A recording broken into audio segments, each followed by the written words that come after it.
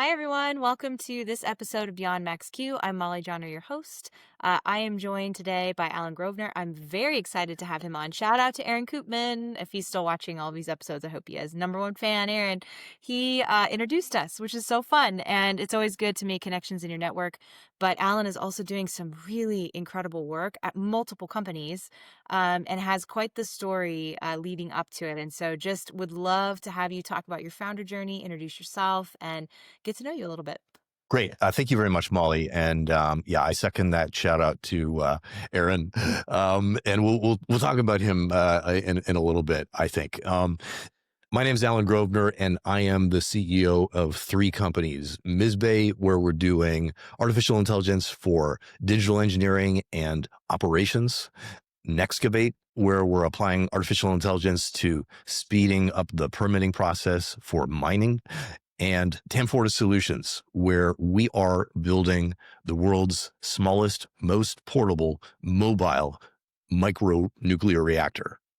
And the way it all got started, when I was about 8 years old, I saw the first Terminator movie, and kind of interesting for like a young child to see I a mean, I think B mine was like Jurassic Park, I think. I mean, they're both horror terrifying, movie. right?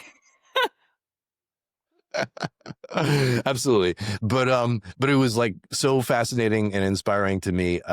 It began a process in my childhood and through my preteens and teens where I would work at my father and grandmother's workbench. And after a day of not paying attention in school, I would come home and attempt to make the things that I saw in my favorite science fiction. And I made robotic arms that operated on AC motors and model rockets that I thought was boring to fly them vertically or make them out of balsa wood. So I made them out of metal and I flew them horizontally, and all sorts of other things too. And that's how I decided really I wanted to become an aerospace engineer. I started doing that, discovered that the way to really drive new game-changing innovations is if you can build models on computers and run high fidelity simulations to exercise those models and evolve them before you ever actually physically cut metal. You can run 1,000 design cycles on some brand new concept and figure out how to make it work. So I started to master computational physics simulations, and I was very lucky to have some very important mentors. First one was my mother, followed by some really great high school teachers. One ran a series of shop classes. His name was Trevor McConney. And well, a lot of people back then looked down their nose at kids that took shop classes. They thought that that's for dumb kids. Actually, that's where That's I, where the uh, troubled kids went in our school, like, back in the day. And now I'm like, well, they're like all the multimillionaires who are running their own like HVAC, plumbing, like electrical businesses. Like they're doing welders. Like they all have boats. yeah. Well, exactly. And it's while I was learning calculus in isolation in one class, where I was sitting politely at a desk and looking at the teacher tell us about that, and then separately in another isolated class I was learning about physics, etc. In that class I was getting my hands dirty at a workbench, learning how to put all those things together to make technology, and that Yes. really woke me up and kept me excited, and was another fundamental reason why I became an engineer.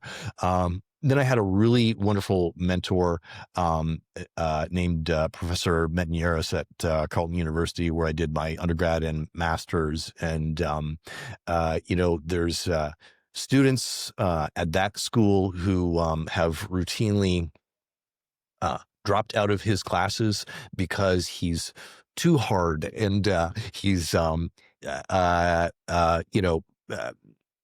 all they tended to have all sorts of complaints, and I was very lucky that he selected me as a graduate student, and I learned the fundamentals of aerodynamics and computational physics from him. As I started to take some jobs after grad school, I understood that not only do I need to be uh, mastering computational physics in a manner that would enable me to work on a variety of technology R&D challenges, but I needed to really master using high performance computing as well. Mm. And we were talking about Aaron Koopman. I worked with him when we were both at a company called Ramgen Power Systems in Washington State. And we had a really great large Department of Energy contract at the time.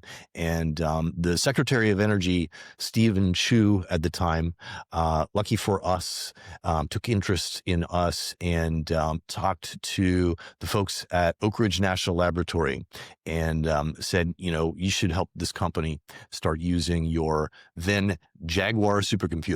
And I led that effort. And it was a game changer. We started by using the Jaguar supercomputer. They upgraded to Titan, continued using the Titan supercomputers. And we developed new innovations, new really critical innovations in Ramgen's so-called rampressor technology. It was, we were developing turbo machinery that can operate at supersonic speeds. So rotating so fast that inside the compressor, the relative speed of the gas was supersonic. And that had never been done before. And we did a lot of R&D and invention on the supercomputers at Oak Ridge, and then spent a huge amount of effort and money building high pressure supercritical carbon dioxide test rigs operating at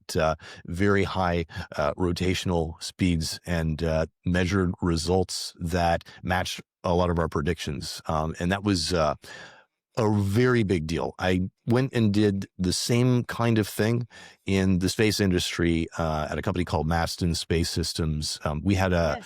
DARPA projects, and it was called it started off being called the XS-1 Reusable Spaceplane Program. They later renamed it XSP, but in that program, they wanted aircraft-like reusability for space launch, particularly of satellites. And this is long before there was a Starship or even a Falcon. This was the years 2014 through 2016 that we were doing that one. And in that project, we were using Department of Defense supercomputers. Again, we invented boost vehicle configurations when I was there leading vehicle configuration design and aerothermodynamics. Boost vehicle configurations that have never been done for launch or reentry. And we exercised and evolved them in the supercomputers before building subscale prototype and testing it. And our tests measurements matched our predictions. And so through the course of those R&D projects, started using more and more artificial intelligence methodologies to drive all that stuff. Because if you want to run thousands of trajectory simulations, operational simulations, aerothermodynamic, gas dynamics, fluid simulations, structural simulations, in order to test your design and evolve a variety of concepts and really exercise both the geometrical design as well as the operational performance. To run that number of simulations, there are so many pitfalls that can really ruin the consistency of what you're setting up and running, so that you can't really take design conclusions from it. And so you need a huge amount of consistency. You need to minimize all the laborious time like a human can spend just searching in a menu bar in one software package for the thing you want to do. It's amazing that like there are literally thousands of niche software products out there in science engineering, analysis, etc. And they're totally underutilized because it takes about 5 months to start getting dangerous using one of them. And it takes a lot longer to master one of them. And a big percentage of the reason that it takes so much time is just you memorizing enough about how to navigate the hundreds of buttons and fields you have to fill in, and Mm. the 10,000 combinations of pull down menu navigations that you have to do to find the thing that you want. And that's a total waste of your time.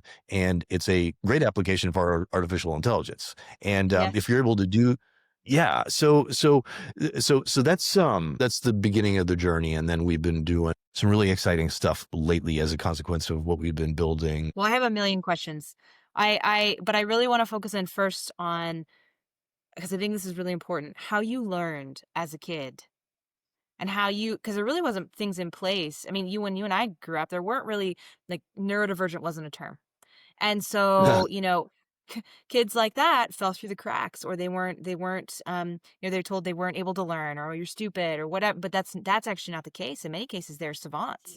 And so how did that shape how you've now built out your career? Or what would you say to other kids that are in that same place? Yeah. Well, yeah, there's a couple things I'd like to say. So first of all, I got lucky. First of all, I had a mother who was absolutely in her belief that she was going to figure out the right way with me because yes, I was not seen as a neurally divergent kid. I was seen as a mischievous bad kid. Right? because no one thought to themselves, oh, the expectation that this little boy is gonna sit politely at his desk all day Quietly, long and quietly and take in what the teacher is instructing verbally.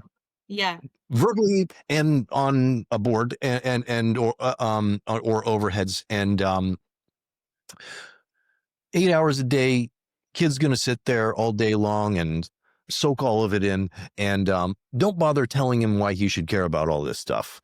You know, just assume he'll know, or actually, even better, assume that you don't need to know that. You just need to learn what we tell you to, and do it well. Well, I wasn't like that at all. Sometimes I never even clicked in because it was so boring to me. Um, but thankfully, I was fascinated on my own, and I did my own projects. Mhm. And that's really the way I started getting into this kind of stuff. So I would say, the first thing I would say to anyone, and certainly a young person, is um, discover what really fascinates you. And then no matter what it is, just focus on it and explore it and do anything you can in it. Find all sorts of ways to go and do that. Also seek out mentors who Mm. to guide you. Uh, uh, Lots of people out there will love to hear from you because Yes. they'll appreciate that. Oh, this kid's actually passionate and curious and thoughtful and interested. Everybody wants to help a kid like that, and that makes it a huge difference. And then the second thing I would say is when you find what you really love to do, then get started. It doesn't matter how you get started, just start. And then keep going and do not give up. I love it. And that's the other thing I would say. No, well, and you found other people like you too. I mean, your whole team is this team of brilliant people that think so differently than anyone I've encountered, right? There's no label for it. It's just people who think so dynamic and creative and differently. It's so cool. And how did you find each other?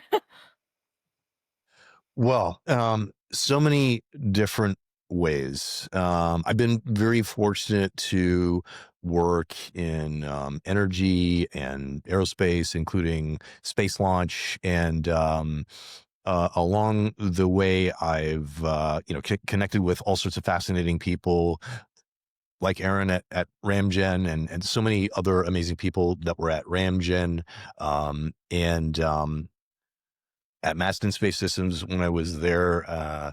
We had people at the company who were absolutely incredible, and like this was a place up in the Mojave Desert, where when I joined the company, we were literally working in a shack in the desert, and yet you walk into this shack and you saw some of the most motivated, uh, extraordinarily intelligent and talented people who are talented in building, like building new hardware.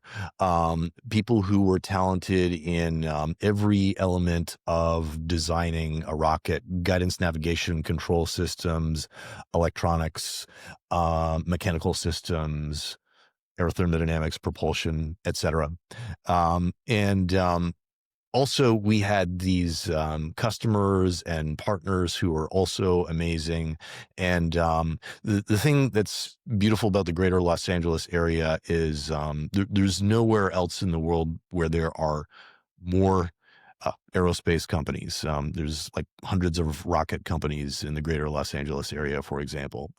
There's more and more happening out in Texas, of course, thanks to SpaceX these days. But greater Los Angeles area has a rich history and has brought together a massive community of uh, remarkable people. When I started Mizbe, I had the opportunity to be able to hire some incredible people, and that has been a never-ending search to find more such people. And the same has been true with Nexcavate, and then with Tam Fortis Solutions, where we're making the micro reactor. That was a particularly amazing situation where a community that I joined back in 2018, that's called METAL, it stands for Media, Entertainment, Technology, Artist, Leaders. Is it Um, actually, like, heavy metal, though? Like, is that the artist? Like, that's what you're playing? Or is it, like is that what it is? I'm interested. all sorts, all sorts Like of art. Soundgarden, like Chris Cornell, all those types. Like so there's definitely some of that, but also there's every imaginable points in the spectrum of different types of art, not just Okay. music. You have 3 companies. Most of the founders I have on have 1, and that's really hard. You have 3. And I think even that, like, wow, the context switching and the way that you're handling it. But I when you first told me about Tam Fortis, honestly, my first thought was like, is that even possible? That blows my mind. And then talking to you guys and your team and like, these guys are gonna do it. You're gonna do this. You're doing it. And so I would love for you to tell the audience a little bit about Tim Fortis, because I think, and I'm maybe I'm biased now because I'm excited and I know the team, but I think it's going to change the world. And I want you to talk a little bit about that. Thank you. Yeah. So first of all, give me the simplest, most straightforward job, and if I find it boring, I probably won't do it very well. And conversely, give me 3 companies are extraordinarily fascinating to me, and I'll find a way. And the real reason that I decided to do this is, theoretically, we could consider doing everything that we're doing across the 3 companies inside under one umbrella, in one company. However, there are a variety of practical things that would reduce the likelihood that it would go well. First of all, it's very useful to be able to have a firewall between what we're doing for some very important government customers that we have and some of the other endeavors. Also, the type of investor that's interested in digital engineering or operations and artificial intelligence is a different type of investor than the one that's interested in nuclear energy. And likewise, different from the type that is interested in mining. And that's also true for the kind of staff that you need to employ and the kinds of customers that you're pursuing. And so the reason that it makes sense for us to do this is really because we are in the midst of not just one renaissance, but like a number of them at the same time. Um, e- Everyone's been witnessing what's already happened with artificial intelligence and how it's growing and the difference that it's making. Um, and while I think sometimes some of the negative aspects get a lot more play, there's huge Wait, that's where you positive. stand up and we can see your Skynet shirt, right? That's where we see the negative aspect, 'cause I think that there it is. The negative aspects are summed up right there. Mm, No, and I don't mean to interrupt, but that's true, the Skynet, and then I also wanna say you are, like, on the forefront of everything. It's not just Tam Fortis, which I wanna dive into a little bit more in depth, but you, like, own yeah. crypto before crypto was cool, and I feel like that's important to call out because you're seeing all these trends right before they become trends. Thank you. Yeah, when the New York Times was telling everybody that don't buy crypto because the only people that buy crypto are criminals. I mean, They're your not whole saying life, that. you're like, "Oh, you're the troubled kid in shop class. Oh, you're the criminal buying crypto." Like, everyone's putting you in these buckets your whole life. Yeah, someday I'll have some vindication for You all will. these slurs. But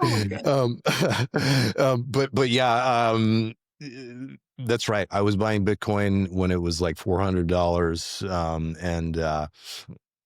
and you're bad when to buy that.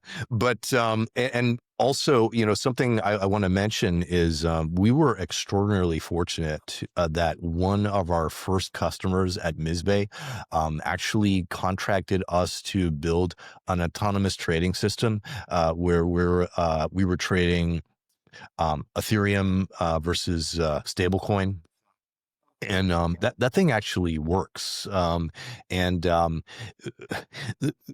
funny thing that I sometimes tell our Space Force customers is the space domain awareness space traffic control system that we have built and delivered to them and are in the process of upgrading right now. It's a service on our Guru system Orbit Guard.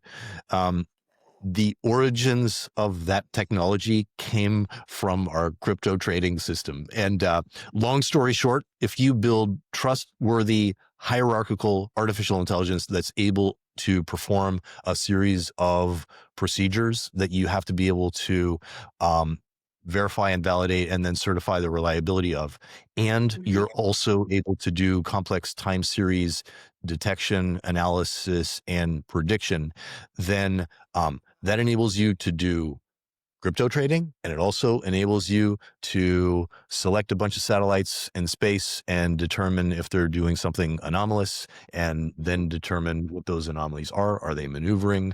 What kinds of maneuvers? Why might they be making those maneuvers? It enables you to do all sorts of war gaming Mm. involving trajectory simulation, both in space and atmospheric and blended exo-atmospheric. But yeah, we actually got into some of the most sophisticated complex time series stuff when we were trading crypto. Um, and the common thread between all these companies is there's certain movement in these technologies, and there's a way to integrate them in a brand new way Mhm. that has become possible lately. And there's all this excitement and enthusiasm and momentum. There's momentum Yeah. in artificial intelligence and data center build out and energy Mhm. demands. There are new executive orders that got signed just in the last year. In May, at the end of May, there were 4 executive orders that began a new renaissance in nuclear energy in the United States. Mhm. And one of them specifically calls for mobile nuclear reactors. There was another one in July that called for so-called truth-seeking artificial Right. intelligence, and that's what we do. That's what we build in our Guru system at Mizbay. And Mhm. ultimately, we're actually using our Guru system to design our microreactor at Mhm. Tam Fortis Solutions, and we're using the operations capability that we have built and demonstrated for space operations, which, by the way, we've also been working in collaboration with General Atomics at their National Fusion Facility in San Diego Mhm. that they operate. To do anomaly detection in their tokamak reactor. That same capability we're adapting for autonomous operations of the microreactor in Mhm. remote deployments. And so each of these endeavors are connected somehow, but it made total sense to create them as completely separate companies. But they're all connected, and they all have extraordinarily important partnerships that make a lot of Mhm. sense and strengthen each other and deliver value to the investors in each of those companies and the customers of each of those companies. Yes. But when it came to Tam Fortis, the amazing team that we've assembled originated with this metal group. Metal started in Los Angeles as an in-person thing that you would attend on Saturdays. It's this community of heart-centered men in media, entertainment, technology, art, and all leaders. Um, and there's this incredible gentleman who you should do an entirely other podcast about later, named Prince Stash Derola, and he, to say he's famous and to say he's a visionary and a Renaissance man is not doing justice to this gentleman. And it's purely because of metal that I met him and was able to spend a variety of time with him. And it was his idea to start this new company, Tam Fortis Solutions. Tam Fortis Solutions, the name is also his invention. And he is extraordinarily passionate about the future of energy and Mhm. has led us down this road of inventing both our microreactor that we've particularly identified some compelling use cases for forward operating bases, for disaster response, as well as a mini modular power cell. The microreactor is small enough that you can fly it in by helicopter, but the power cell is a scale system that is radiation is used to generate the electrical power, but we also trickle charge a battery, a cell, and the combined unit is very useful for Mhm. powering equipment where you need to carry things on the go, and also for Well, some remote sensor. Yeah. I was gonna say, isn't there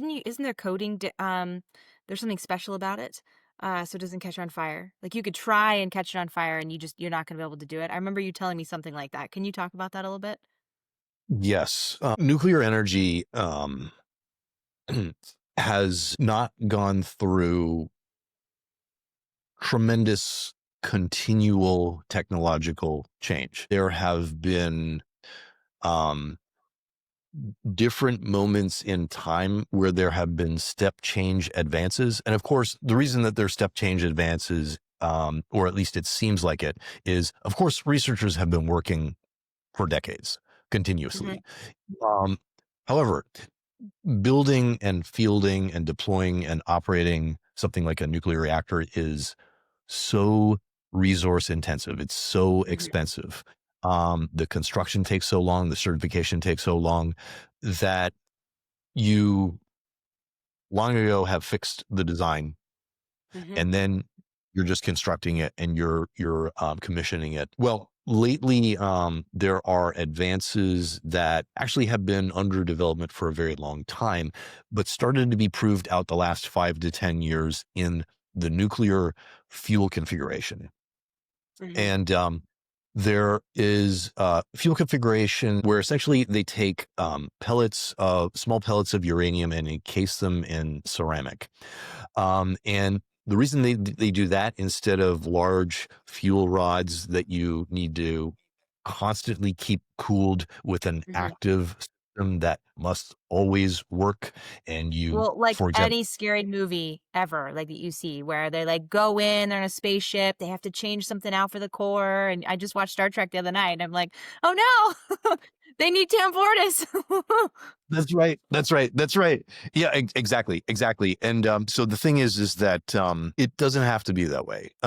You don't have to have these huge rods and catalyze reaction that, if you don't constantly cool the system, will melt down. It doesn't have to be that way. And these fuel configurations, HALEU fuel, and TRISO fuel configurations, and there's another one called FCM, which stands for full ceramic matrix encapsulated. TRISO stands for tristructural isotropic.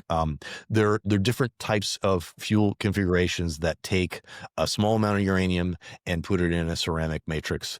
And the reason that they came up with this configuration is that they figured out is they're able to get the reactivity, they're able to subsequently generate the power while having an inherently meltdown resistant, essentially meltdown proof. It's very fault tolerant fuel configuration, and they've accomplished a bunch of tests in the last 5 years, particularly where they've demonstrated they can shut off all the cooling and it does not melt down. They can apply heat to the exterior of it, and again, it still does not. And so it is purely a consequence of this new fuel configuration that there is so much new activity going on in small modular nuclear reactors, in Mhm. micro reactors, and it's really only because of this innovation that it was possible for us to say, well, I wonder if we could take this a step further and come up with a level of integration and miniaturization, kind of like the iPhone, where the iPhone, you take any constituent element of an iPhone and inspect it separately, and you might say, well, that's not so innovative. Mhm. But when you take all of them together and you put it into that kind of integration and that kind of miniaturization and packaging, and that's total innovation. That's Mhm. what we've done with the Tam Fortis microreactor. Is we said, there is a kind of thermal conversion cycle that we can build, and it's actually adapting what I worked on with Aaron and others at Ramgen Power Systems with supercritical carbon dioxide, that we're adapting to achieve a more space efficient, miniaturized thermal conversion system. And No, I wasn't even in close. It wasn't stable, it was a lot more than that. also stable for sure. I love w- that. Well, no, and I want and I know this I wanna keep these short, these max Qs are short, so I wanna try and make sure we grab a couple of the things from you too, yes, because this is all so interesting. I think we could probably talk for hours on these things. exactly. But I want you're a founder, you're going through fundraising, you're going through the process of applying for grants, figuring out how to sell this thing. What are some highlights or tips that you could give other founders as they start this process? Yeah, that's so important. Well, it's I think comes back to the never give up thing. And also talk to everyone you can talk to and ask Mhm. them productions to lots more people, because depending on what you're doing, you might be working on something that's seemingly quite niche. And Mhm. so first person you talk to might think, well, I don't have a need for that. I don't even know who would have a need for that. But you know, talk to six more people and talk to their friends and colleagues, and all of a sudden you start finding out where you make the biggest difference.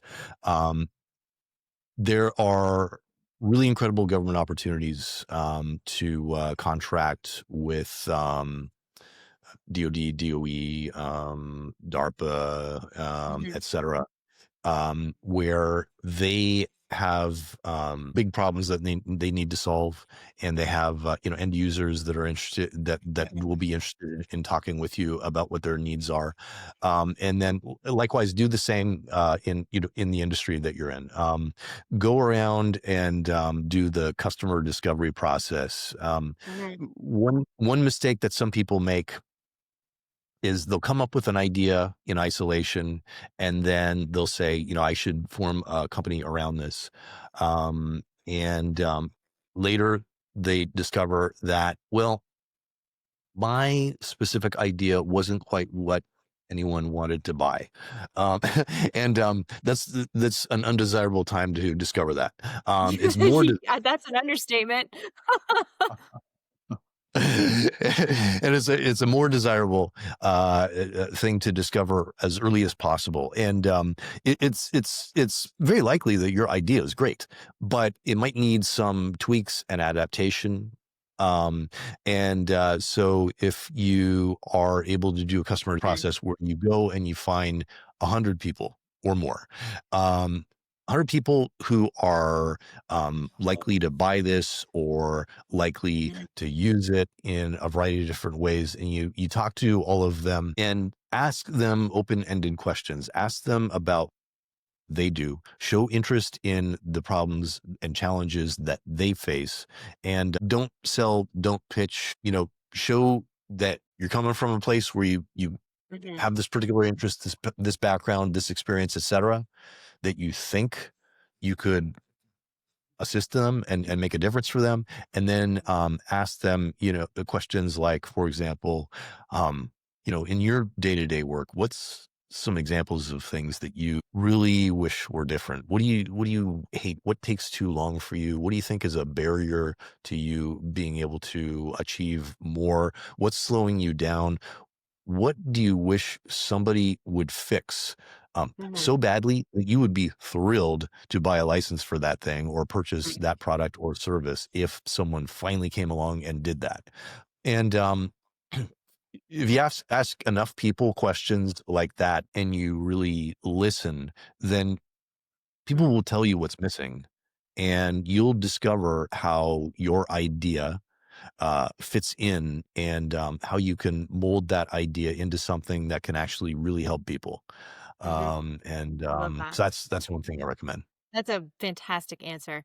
And we always end with the same question. So, and I didn't prep you beforehand, but it's what are you currently reading? I'll tell you about one that I just got recommended that I'm just getting into, um, or actually two others too. But Driven by Eric Brackman is a book that I think, if someone has a kid that is mischievous in school, or if there's some kind of problem with this kid and you're trying to figure out like what's making this kid do this, like act this way, if you read this book Driven by Eric Brackman, the you might find the answer there. It talks about how um you know there's different types of ways that people can think and process and learn, and operate. And it talks about the kind of driven person who could be an ADHD type, or just somebody who will not pay attention very well in general, when things are kind of a little bit boring. But when the stakes are high, Mhm. or when they're super interested in something, then they will hyper focus and accomplish things that other people wouldn't. So that's one I would recommend. And then an entirely other type of book I would recommend that I recently also read is called The Artist's Way. Oh, Um, okay. and I strongly recommend that one. It's for artists, and yet I think that anyone reading this book will get a lot out of it. And it's about how to pursue your uh, passion, and how to commit yourself to your craft. I think if Mhm. you read it and register it that way, then it'll apply to a lot of different pursuits. And then someone just recommended a book called Steal Like an Artist, and Cool. that's what I'm just getting into, that I think I could recommend too. Fantastic. Well, thank you very much. Thank you for coming on the podcast. I will link to all the things in the description. Reach out to Alan if you're interested in any of the things that he's talked about. We barely scraped the surface. I mean, just the top of the knowledge and the expertise and the wisdom that he has to share and his team has to share. Please go follow them, go like what they're doing, go support them, encourage them. If you're a funder, reach out to them, find out what they're doing. You're going to want to get on that fundraising train, which I know is already filling up. And I'm very excited for you guys. And I wish you the best in your journey. Thank you, Molly.